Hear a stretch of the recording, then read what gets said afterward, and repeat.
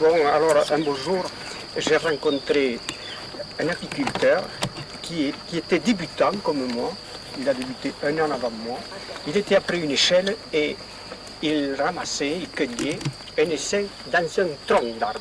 Parce qu'il ne fallait pas couper l'arbre à l'époque. Alors, il a compris que cela m'intéressait, j'étais à quelques mètres. Il m'a dit, mais si ça vous intéresse, montez à l'échelle. Je suis monté à l'échelle et c'est de là qu'est partie l'apiculture. Il m'a dit, mais il faut acheter un bouquet.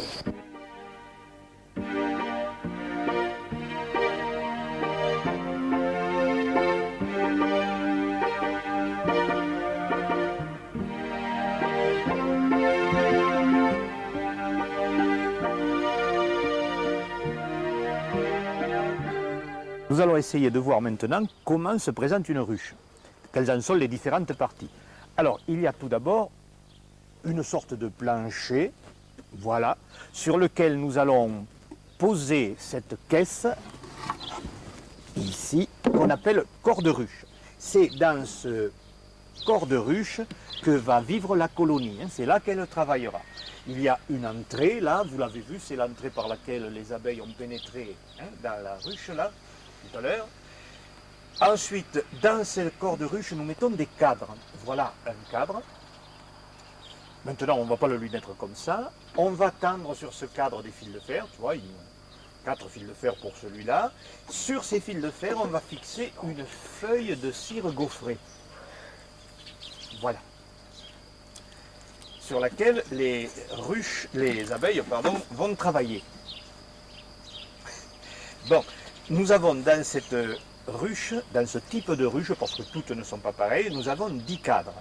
Là, pour le moment, je n'en ai mis que 3, c'est simplement pour montrer ce qui se passe.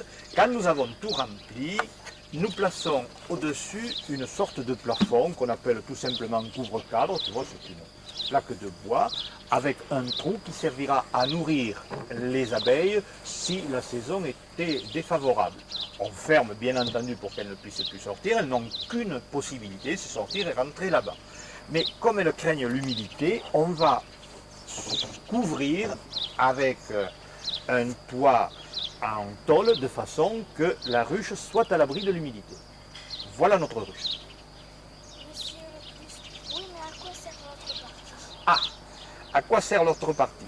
Lorsque la colonie aura tout bâti ici à l'intérieur, eh bien, l'apiculteur ne touche pas là, mais il se dit, je voudrais quand même bien avoir du miel. Alors, sur cette ruche, il va mettre cette boîte, qui est une sorte de grenier qu'on appelle os. Tu vas voir comment est la os. Là, voilà, je vais te la montrer. C'est une boîte, tu vois, tout simplement, avec à l'intérieur des cadres, comme tout à l'heure, mais plus petits. À peu près 2 fois moins haut. Ils font la même longueur, mais ils sont 2 fois moins hauts. Alors, notre apiculteur va ouvrir sa ruche.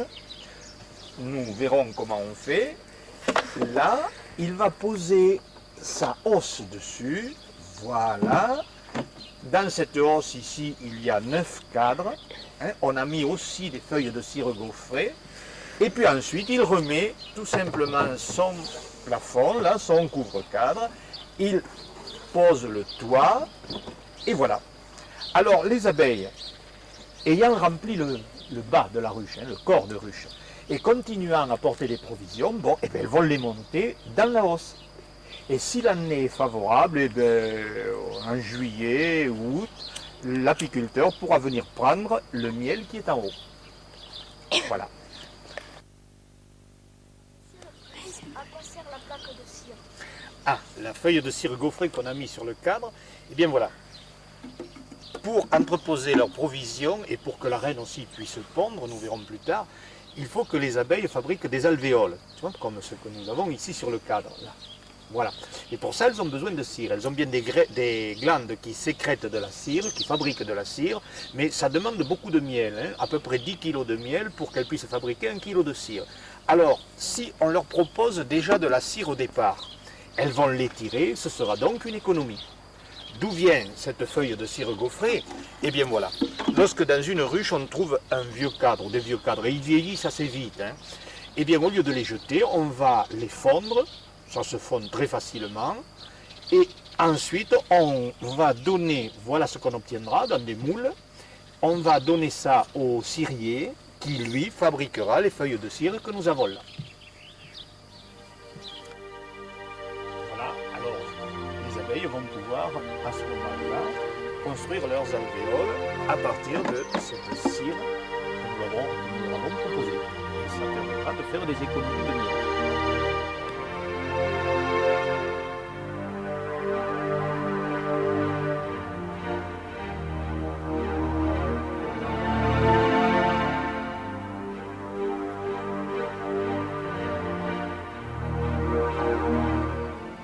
Alors, les accessoires essentiels de l'apiculteur sont d'abord par le chapeau avec un tulle pour protéger le visage.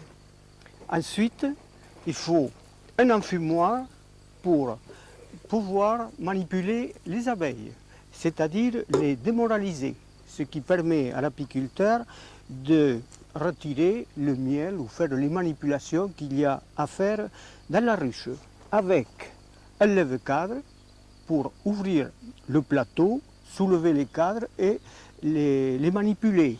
Et on va lui. Voilà. Alors, on va garnir l'enfumoir. Voilà. On procède d'abord avec un peu de papier.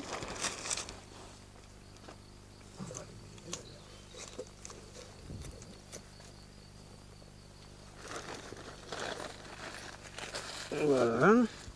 Alors, on alimente avec des copeaux qui ont déjà servi, qui sont très secs.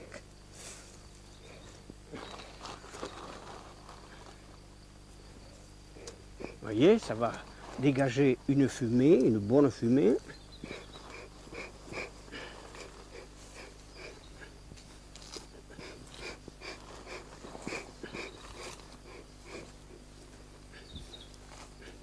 On peut faire également de la fumée avec du papier bien serré ou du foin humide.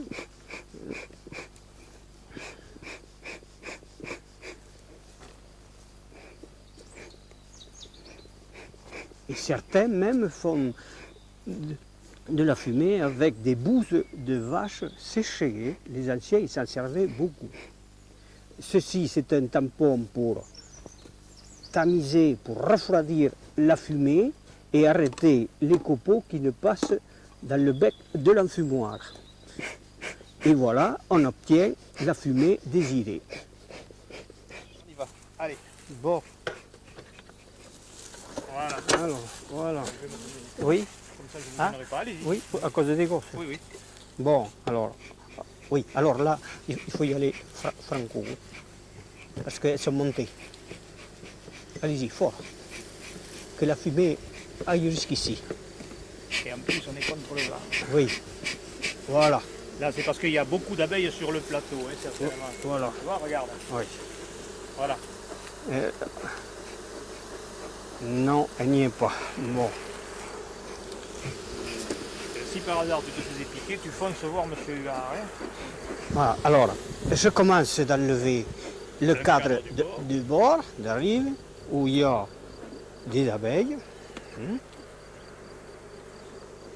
Voilà, alors, là-bas, oui. Ah, voilà. Voilà un amorce de cellules royales. Voilà, oui. Ceci là. Les types, tout à l'heure on t'en parlera. Regardez bien comment elle est juste amorcée. Quand le cadre est droit, elle est verticale. Hein. Oui. Tu vois. Et malheureusement, tout à l'heure, nous... oui, malheureusement, je regarde s'il y en a une autre. Non, mais peut-être on en trouvera plus loin. Hein. Peut-être, c'est pas sûr. Pas sûr. À l'abri. Oui. Voilà. Alors, il était comme ceci. Tout à l'heure, on vous en mettra un de tout près, là, hein, sous les yeux pour vous, là-bas, qui ne l'avez pas vu. Voilà. Voilà, tu vois. Voilà le nectar, hein, ce qui vit. Les cellules qui sont ouvertes là. Et alors, nous allons enfumer pour dégager le couvain. On va les faire bouger. Et alors, tu vois, voilà. Le couvain est dessous, là. Voilà. Voilà. Alors, oui, alors... Le couvain, c'est tout. Ça comprend les œufs, les jeunes larves et les cellules operculées où sont les nymphes. Hein. Tu vois, regarde, les trucs blancs, là, ce sont des larves, tu vois. Et ce qui est blanc, hein, c'est des larves prêtes à être operculées. Alors, elles vont être operculées au 6e jour, et puis voilà. Voilà. Peut-être demain, elles seront operculées. Voilà. Il y en a une qui est en train de naître. Oui. Où est-ce que tu Où l'as vu? est-elle? Oh non. Non, non, t'en fais pas. Quand elle est née, on la voit très bien. La tête, Voilà. la tête est à l'avant. Hein.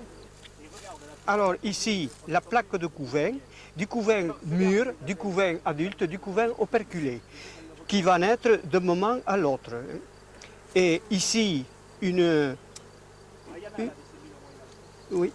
traînée de pollen qui sert à la nourriture, voyez, toujours à proximité du couvain. Et là, des abeilles qui sont en train de se gorger de miel. Pourquoi? Parce qu'elles se sentent en danger et elles se mettent en devoir de prendre des réserves au cas où il faudrait qu'elles partent. Par exemple, l'essaimage.